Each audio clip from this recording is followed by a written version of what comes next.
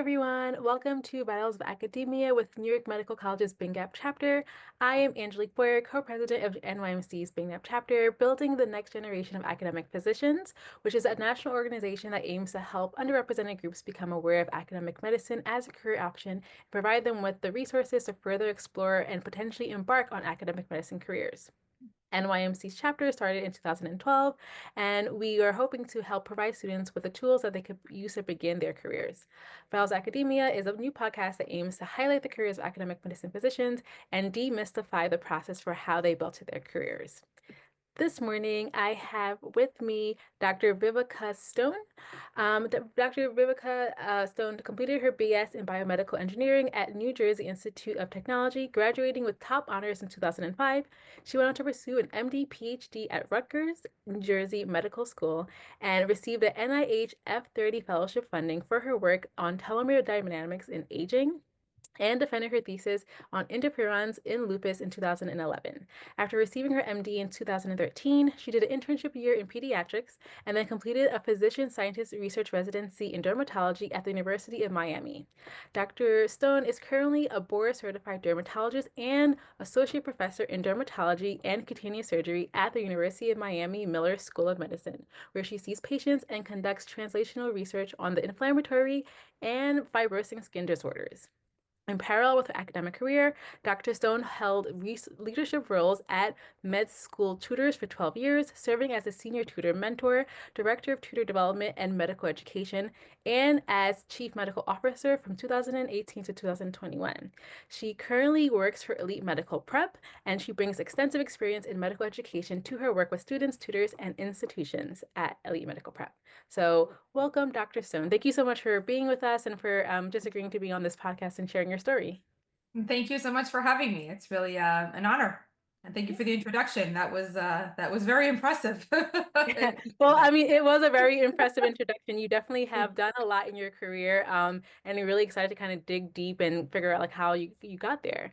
So I guess just kind of to start off, can you tell us a little bit about your journey to becoming a physician and what inspired you to pursue medicine? Sure. Well, I wanted to be a physician, a doctor is for as long as I can remember. My parents still tell me that when I was 3 years old, I was already they bought me like a doctor kit at Fisher Price, and they were like was very into it and started saying, "This is what I'm going to do. This is what I'm going to do," which was interesting because I'm actually the first physician in my family. My grandfather was a chemical engineer, PhD. But I'm the first doctor, the first anybody really in medicine. So I can't really exactly pinpoint it, but it always seemed like a natural fit and kind of what I gravitated towards even from a very young age. I know it sounds cliche, but helping people, loving science, loving math, wanting to kind of put that all together, was kind of like what I always wanted to do. Yeah, awesome. Well, it's really excited to kind of see you kind of put that all into practice and yeah, it's great. I know it's really hard to be the first one in your family in medicine sometimes. So not having that blueprint and being able to still figure it out is like a great story too. So awesome. And then what would you say the earlier years of your medical career were like? And then how did you transition into academic medicine and then also into I guess more of like the test prep services like elite medical prep and things like that. So Absolutely. So I would say, it's not something that I kind of had a vision of exactly how it's going to look, and then I kind of moved towards it. Things evolved. I started out I did the biomedical engineering because I figured, what if I don't get into medical school, let me at least spend time undergrad doing something I enjoy. And engineering seemed to be a good fit for that. So that kind of got me to the medical school point. And then as I was trying to apply to medical school, I'm like, well, I better do some research just to kind of get my application looking impressive. And then that's really where I caught the research bug. So that kind of led to the MD PhD. And the medical education piece, again, it wasn't something I ever planned on doing. But I found that as a medical student, I was already kind of working with some of my peers. Some of the academic affairs office was asking me to kind of help some of the other students who are struggling with step one or whatever it is. And I found myself just doing some tutoring. I had already done tutoring in the past. And that's really kind of how it happened naturally, I would say. When I was a fourth year, I decided, hey, maybe I should look to make a little extra money doing some tutoring for an outside company that led me to the first like kind of medical tutoring company, working with them finding enjoyment in that, that led to leadership roles and kind of the sustained engagement with that process. So I would say that I kind of took it one step at a time, and then stepping back, it seems like it was a trajectory, but it was never intended that way, I guess. The guiding principle being what I was really, the new ways I was finding that I was enjoying working with students, interacting with students, and kind of giving back in that way, and kind of having sort of like doing good in different ways, I would say. So that is sort of the evolution of my process. And I'd always assumed that at some point in my medical training, it would just not be possible to continue all of these things together, but somehow managed to hang on to bits and pieces of each of them as I followed through. And here I am, however many years later, I'm finding myself still continuing to kind of do the research, do the definitely clinical practice. I'm a dermatologist, and then also still remain engaged with late medical prep very much, working a lot with institutions to build courses. And yeah, it's really wonderful to have that opportunity, I would say. But it was never like a plan up front. It just kind of evolved, and I evolved with it. So Yeah, that's like an awesome, really like beautiful way of how it kind of like it kind of just went along with what your passions and what your interests were at each given point in time. Like you found yourself interested in tutoring and then kind of just like follow that passion in different ways, and it led to like a beautiful career. So that's really awesome. thank you. Would you say it was hard for you, I guess, to balance all three? I guess now, like in your current profession and even like throughout residency, because you said you started during your fourth year. So I'm assuming that like you continued through, or like how was it kind of balancing, you know, two very different things at one time? It was challenging. I do remember there was a point where I started intern year, and I was like, oh my God, what am I going to do? So I remember kind of handing off a couple of students I was working with and saying, hey, I'm on a really intense rotation right now. I'll be able to pick back up with you, on the other end. So it was just, I think that it was a combination of sort of knowing that I wanted to stay involved, and then working with a group of people over time that were willing to kind of stick with me and believe in me and wait until I kind of emerged on the other side. So I think that the concept of balance is a really it sounds so great. I don't know that you ever really truly balance. It's just at any moment in time you're favoring, or you're prioritizing, I should say, one thing over the other, and then you kind of step back and it's like, okay, I've managed to find a way to do all these things that I love to do. But was it truly balanced? Not at every moment, right? So like that's a good example. As an intern, I was not tutoring 10 hours a week, right? For the tutoring company.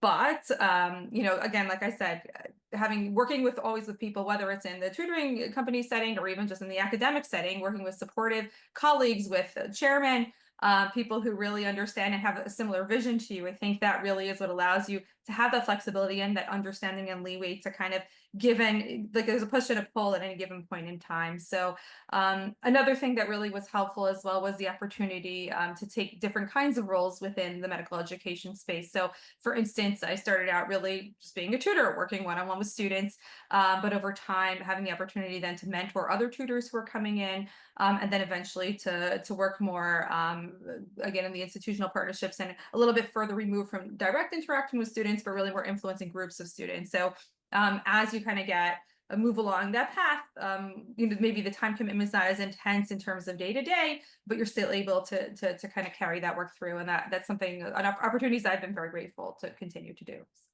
Mm. Yeah, that's really awesome. Especially like how you said, like, balance, like just how you describe balance, and it's not always like giving like 100% all the time. Sometimes you have to learn how to step back, just given where you are, but it doesn't mean that you have to let that like interest and dream die. You could just kind of take a step back, work on what you need to at that moment, then kind of return back to it. So I really like your description for that.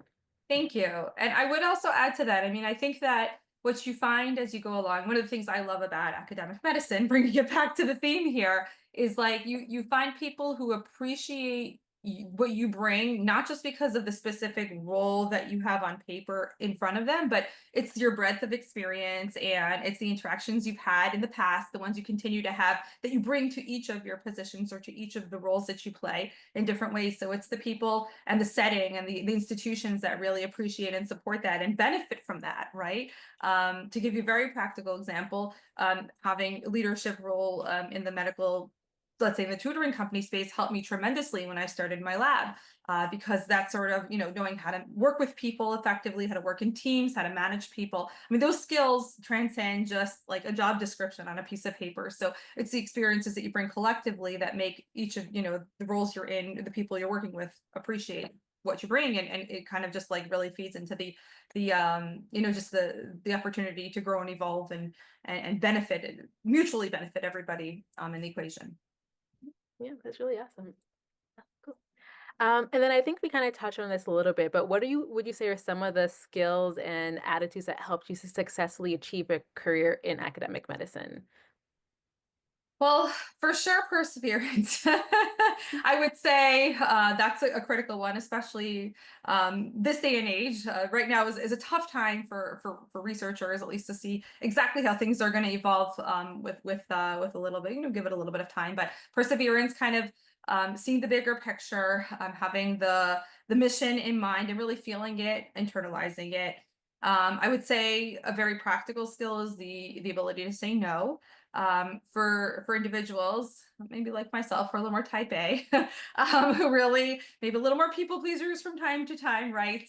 Who are used to kind of checking boxes. I mean, as a student, though, also, somebody tells you show up here, you show up here. You don't say no. I don't think I'll do that today, right? So, really understanding that you don't help anybody when you say yes to everything. So, learning how to say no, learning how to say no and to have the reasoning to back it up for yourself to understand why, learning that your time is your most precious commodity. I would say that is something that's super important in general, but especially in academic medicine, because what you find is that there's never a lack of opportunities to do things. In fact, you're overwhelmed with opportunities to do things, and it's super exciting, and that's what keeps it really fresh, and opportunities to innovate. But you kind of have to say, okay, I only have so much time each day, and I only have so much bandwidth. So how am I going to kind of structure my time or prioritize the opportunities that are available to me to really kind of bring me closer to what I personally am trying to fulfill, what my goals are, but also, of course, in alignment with the institutional goals, right? So those have been some of the skills I found helpful, but I'm still learning. I would say I am still learning. Yeah, I mean that's definitely great and a great point. Like you don't help anyone if you say yes to everything. And there's more opportunities than people all of the time. So if you say yes to every opportunity, you'll never actually do the things that you're passionate about and or in helping you with like the goals you want to achieve like personally too. So yeah, that's really great. Great point. And then I guess you touched on it a little bit in terms of like the medical education piece, but in terms of when you look back on your time as a medical student or as a resident, was there anything really that was you felt was pivotal in your career? I guess like tutoring might be a little bit for medical education. Was there anything else that you felt was really pivotal in kind of where you are now? I think what I learned about myself is that I liked to have I found myself gravitating towards things where I could influence or at least seem to help groups rather than just individuals. Not to say that, I mean, I still see patients and the one-to-one interaction, I value that very much. But even whether it's the research or it's the medical education, the sort of work that I do in that space, it's really kind of working on a disease that has potential to influence or to impact many patients' lives, or working to build out a curriculum or a concept or some sort of framework or educational structure that has the potential to benefit many. So for me, that has really been what I was discovering along the way, was that that was something that I truly valued, along with also the mentorship aspect. I found that that was really important to me. So finding ways to sustain those as well, that those were things that kind of, again, I didn't expect up front, but really kind of evolved for me naturally. I found that I was relying on my mentors in all sorts of capacities, in each of the spaces that I was functioning in, and really found that was important to me, to be able to continue to do that. I mean, I still rely on my mentors, but to be able to start to give back to others who are looking up towards me, being more steps ahead, staying involved and active in that way. That was something that I definitely learned along the way as well. Yeah, awesome. Yeah, especially mentors. I know like mentorship is so important, and sometimes it's really hard to, I think, find mentors and also like maintain that connection, like you were mentioning. How did you find doing that? Like, what did you find was successful in kind of like maintaining those connections with your mentors to kind of help make sure you were progressing your career trajectory the way like you wanted it to or the way it has developed? Well, that's a good question because I don't know if I have a great answer for it. I think that just making the conscious effort to stay connected to mentors and understanding that, kind of circling back to them from time to time and giving them updates. I mean, not, to bug them, drive them crazy, right? But more so like with gratitude. So I found myself at moments like, for instance, I had a particularly like a publication in a high impact journal. So I found myself remembering one of my mentors who I'd spoken to years before, and I kind of sent her an email say, "Hey, just wanted to let you know I really appreciate the time and that you gave me and that the mentorship you provided me." And I think that um, I can't say I did it on purpose, but now thinking about it, I think just reconnecting with mentors at critical points in time has helped me stay in touch. I can't say it's perfect, but expressing appreciation, but also kind of leading that to letting them help you in your next phase of whatever it is very naturally. Similarly, I remember. I've applied for many grants, some of which I've gotten, many of which I have not. I remember there was a particularly low point, and this is reality in academic medicine, particularly in the research world, right? You definitely don't get grants you don't apply for, but you don't get all the grants you apply for, right? So it can be a little bit like, oh my God, Very what's hard. going on?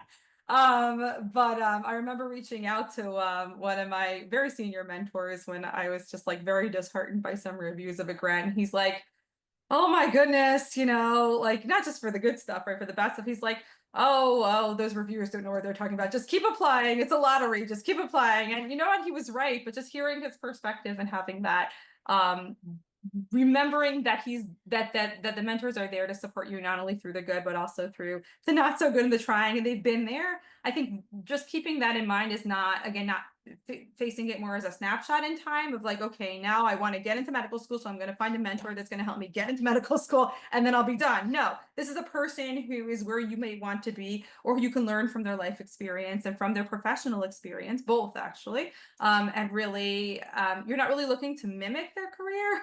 That's not what we're talking about, and they're not telling you what to do. They're just kind of giving you perspective, and recognizing that and remembering that is what really, I think, maintains a very natural, not forced connection with a mentor, and continues to let that kind of give you that benefit, but also you end up giving back to them because they feel good too, right? With your success, they celebrate your success.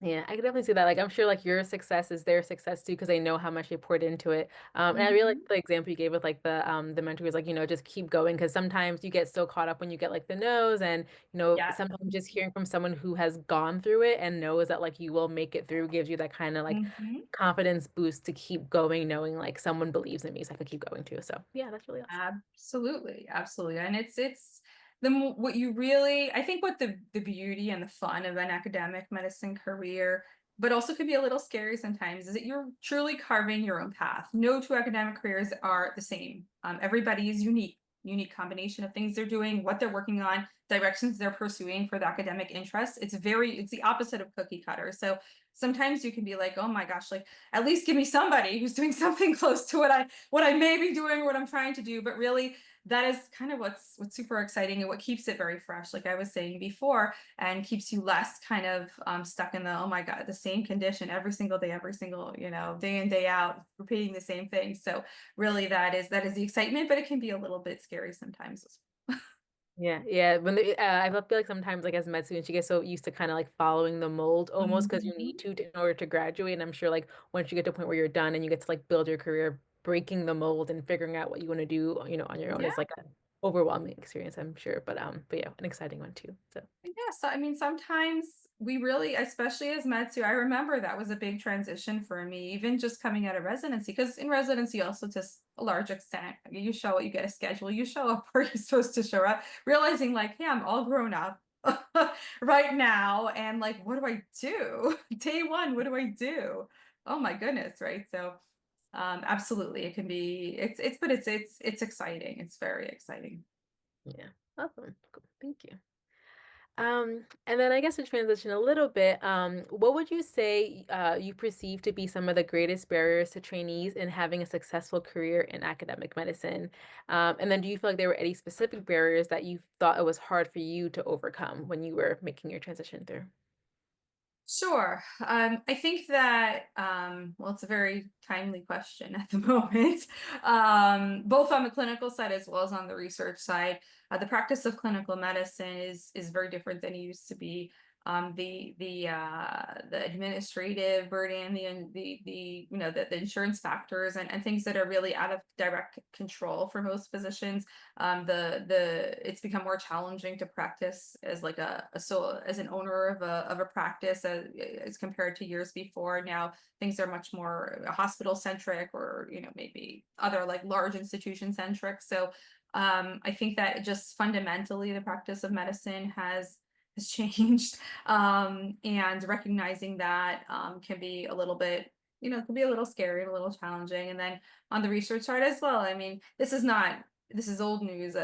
Getting grants, keeping a research program going requires like frequent, constant innovation and just like perseverance, like I said before, because so many factors. I think it's the factors outside of your direct control that really are the ones that can kind of pose more of a challenge, I think, as you go through the different phases of a career. And I would say from a personal experience that has been the case as well for me, whether it's like family factors or even just temporary lapses in funding, or just kind of recognizing some administrative factors, like I said, that are out of your control. Just understanding and accepting those, and then realizing that the same innovation and creativity that you bring to the job is something you can apply to that those circumstances as well, and kind of trying to push through that way. I would say that I think I consider myself more fortunate. I never really felt so dramatically, let's say, like as a woman. I don't know. I guess I'm standing on the shoulders of others who have paved the way for me. But I never really, thankfully, felt that that particular aspect as a major challenge or an obstacle, I should say, throughout my career. But that being said, I think that what I'm looking at now is just the statistics, which say that uh women in academic medicine, there's a lot of like almost parity in at the like the assistant professor or the associate professor, but when you look at the full professor, dean, chair levels, that's really where the drop off happens. So at some point I think that battle maybe is ahead of me if that's the direction that I choose to take. But at least in that regard, I don't feel that has been a major challenge for me, particularly I think in dermatology also, because for better for worse, there's a very healthy balance, or I should say, between men and women interested in the specialty. I think now it more so favors women more so. So I would say, yeah, I think that just those factors that kind of are known at this point, right? The administrative, the factors outside of the control, I think the most frustrating ones, day to day. Yeah. Yeah, definitely the things that are outside of our control are the ones that are like the most frustrating for us to grapple with and deal with. So yeah. And then I know, just in terms of like some like your NIH grants and kind of getting into that, were there any, I guess, hurdles in terms of even like learning how to write the grants and kind of like that process, or was there anything specific that kind of helped you through that? Because I think sometimes, there are students who would like to, kind of do NIH research one day, but they don't even know where to really start and how to even get ready to like write a grant or even like jump on a project like that if they found a mentor. So, Sure. Yes. Well, certainly finding a setting that's supportive is critical. But assuming you have that done, um, finding examples of grants that were written for the same purpose as the one you're applying for, and kind of reading those, I found that was super. It continues to be really, really helpful. The ones that were successful, right? So, and you'll find somebody in your institution or somebody within your sphere of network that have applied for something similar or almost or the same, and then just seeing how they formulated their application, the little tips and tricks that you pick up on just from reading through somebody else's. I think that taught me more than anything else. And then beyond that, just practice. I mean, grant writing is a skill like any other. It's even I say it's not the funnest.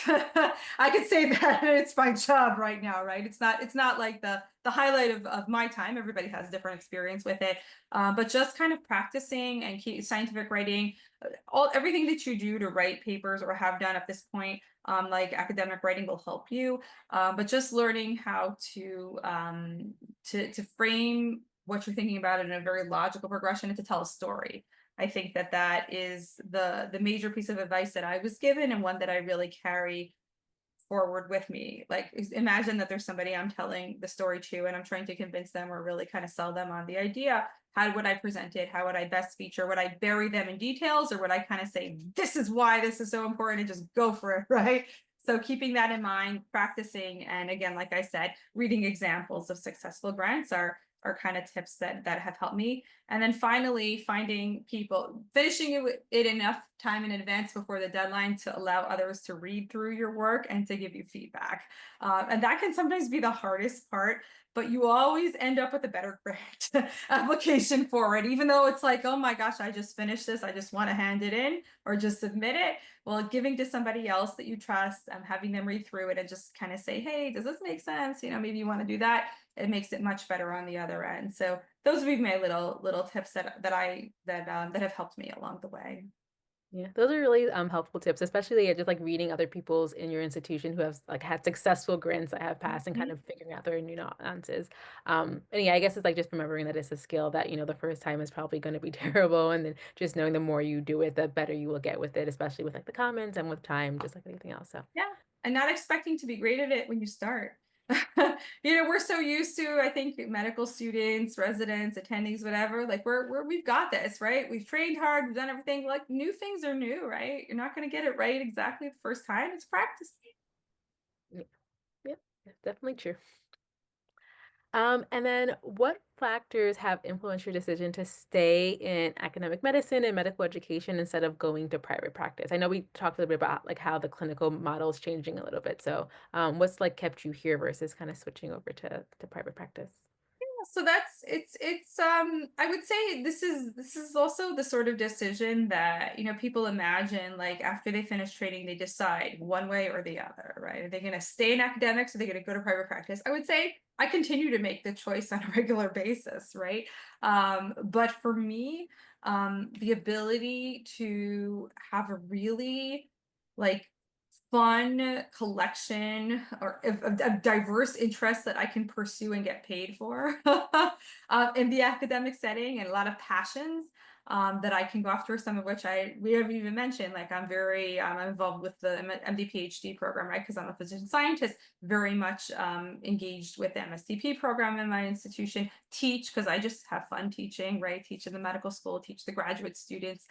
So really the ability to just kind of decide how I want to spend my day and pursue it, with the support and with the understanding and the framework of academia. Yes, that does come at the expense of a higher salary, but for me, it's worth it. By far, it is worthwhile. At this point, I get still meet.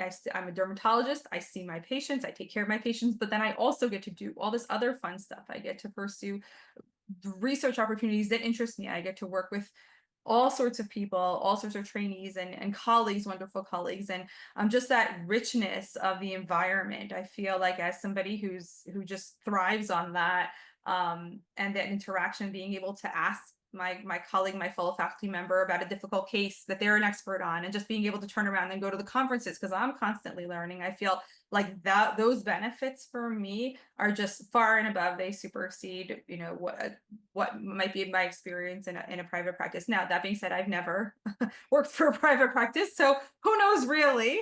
But at the same time, I could imagine that would not necessarily naturally feed some of those more intellectual or the passions or the things that get me excited. And on a practical note, I have a family, so I'm a mom. I have 5 kids, so I find that the academic setting, the academic career, yes, it can be challenging. Grant deadlines are deadlines, and right, clinics are clinics.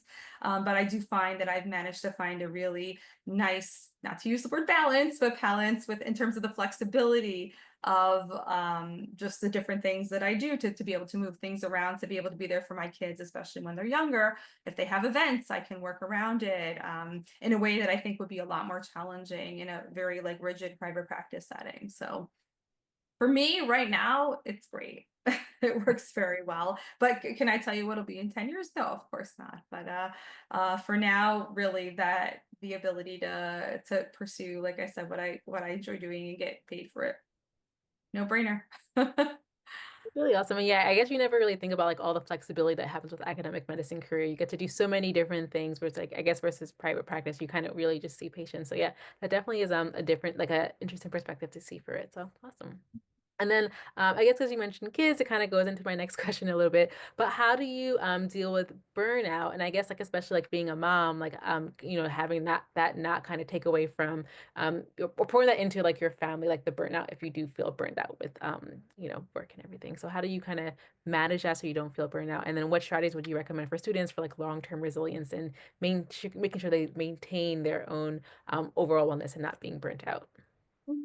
I think that a lot of self-awareness goes probably the longest way. Burnout is the end result of a lot of small things that kind of add up. So knowing yourself, practicing mindfulness, whether formally or informally, just kind of listening to yourself, your body, the way you feel, not letting what others are asking you to do take over what you know, what you feel is the right direction or right for you, and not being afraid to stand up for it.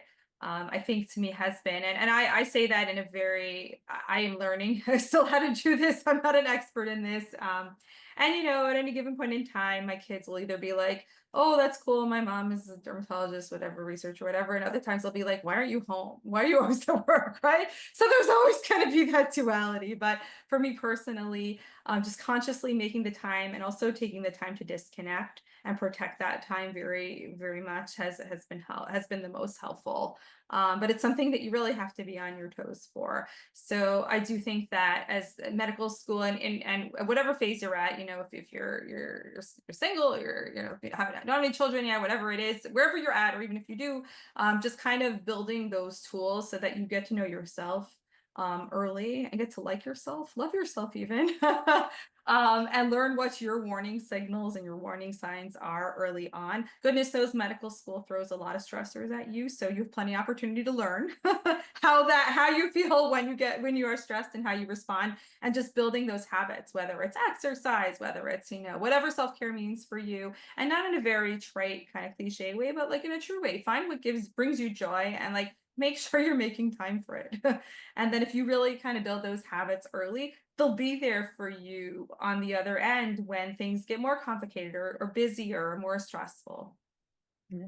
Yeah, that's a really good idea and point, just kind of making sure you know yourself now, because I think it's so easy for, especially maybe like myself as a med student in the early years, I would go on autopilot and not really like sit and think like, what um am I doing, or like what are my warning signs or signs that, I kind of have to like make more time for myself. So yeah, I think being intentional with that self-reflection is really a really great point with like mindfulness for that. So yeah. And I think the word intentional is 100% on the mark. That was your word. I love it. Really, everything being very intentional with it, because you you are your biggest cheerleader, and appropriately so. You know yourself the best, right? So really paying attention to that and doing it that way, I think is sets you up for success and protects you and helps you just get to where you want to be in the most direct way possible. Yeah, awesome. Thank you. And then I guess what would you say if there was like any medical students who wanted to pursue a career in academic medicine, what advice would you give them? I guess academic medicine or medical education too, since you have experience with both. I would say get involved early. Um, and involved can mean a lot of different things. Maybe in the medical education space, it's not just working as a tutor for a company. It could be working with peers, getting involved, maybe giving practice sessions or at least kind of putting out feelers for how you like, what sorts of leadership roles make you comfortable and happy and satisfied, and which ones you're not so into, let's say on the med ed space, right? There's lots of opportunities to give back in the leadership capacity, right, as a medical student, whether with, directly with test prep or even just in general, right, supporting fellow students or setting up programming, whatever it is. So that's one thing. Now, with academic medicine, I mean, don't be like me and just wait for research to happen to you. If you think that that's the direction that you want to take, I would say, a lot of, I think things have shifted from the time back in the day, right? When I was in medical school, right?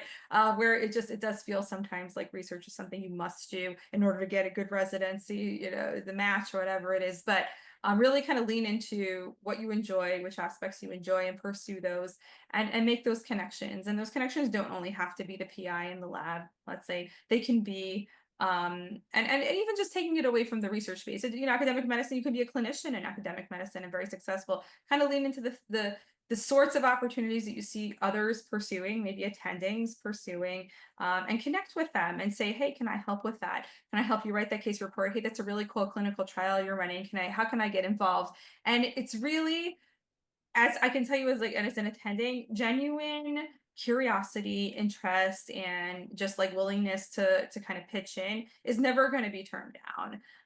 What's a little more challenging sometimes is just very random open-ended emails. Hey, I want to do research. Can you give me some research? Right? That's a little bit harder. But if you're coming at it from a genuine perspective of interest, like let that interest be known and don't be shy. If you could see yourself wanting to do clinical trials, as an academic setting, like go for it. Get some experience. If you want to do some bench translational research, go for it. Genuine interests will always be welcomed, at least in my lab. But I think that's a general rule of thumb. I mean, we get in academics, we get a lot of students coming, lots of outreach, lots of whatever it is, and we wish we could help everybody, but at the end of the day, genuine interest supersedes. So if that's what you think you want to do and you have a strong feeling about it, pursue it in a very genuine, direct way. And you will see, you will learn. Maybe you learn it's not your thing. Maybe you learn that you love it, but at least you'll know. Yeah, that's true. You won't know until you try. So definitely true. So yeah, whatever the interest is, just kind of go for it. So yeah, good idea. Yeah, yeah. And don't be afraid to start on a small scale because you can learn a lot just from what you perceive as very little participation. You can learn a tremendous amount just from observing. So don't underestimate the value in that as well. That is definitely true because yeah, there definitely were rotations I went through during third year, and I was like, oh, I know I don't want to do this without having to like be completely involved or like shadow experiences, which kind of confirm this is or isn't for me. So definitely true. Yeah, and actually that was I mean, we're gonna be honest, that was how I sort of came on to dermatology. I went through each rotation being like, it's nice, but I don't see myself doing it. And then I got to the end of my third year and I'm like, oh my God, there's nothing left. So it wasn't quite that bad, but I found that with dermatology, I was able to just kind of pick the pieces that I loved about the individual specialties without having to do everything. So I liked surgery, didn't like the OR, liked seeing patients in the outpatient setting, not so much the inpatient setting, but here and there sprinkling, right? So being able to kind of put that together. But yes, I agree with your point. Sometimes life is just a process of elimination. So, as long as you're able to like eliminate the things that you don't want to do, it always brings you closer to what you are supposed to be doing. So, 100%. And that continues even after you've chosen your specialty. So good to know that the cross outs don't end. no, they do not. Like, there's always going to be more opportunities, as you said, right? Than there is time. So kind of making your way through that. Always going to be. Awesome. Thank you. And then our last question is just what do you hope to leave as your legacy in academic medicine, both for your students and for your specialty? That's a big question. I think that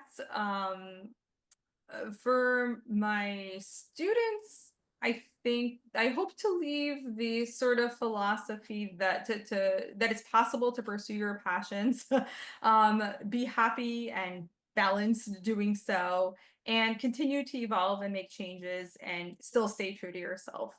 I am as I find all my interactions with trainees, whether it's my lab or students or residents, I find that I'm very honest, maybe a little too much time to time, but really I feel like my experience, if it can be informative and helpful to somebody else, who's doing something similar or thinking about something similar. I think that's something that brings value. Like I said before, nobody's path is going to be exactly the same. So whatever I can bring about my experience and at least help other people maybe avoid the missteps that I've taken, that I feel is a legacy I would be very proud to leave, particularly in the physician scientist realm, but not exclusively. Helping others see that that is a viable and really exciting career path to pursue, and to stay and stick with.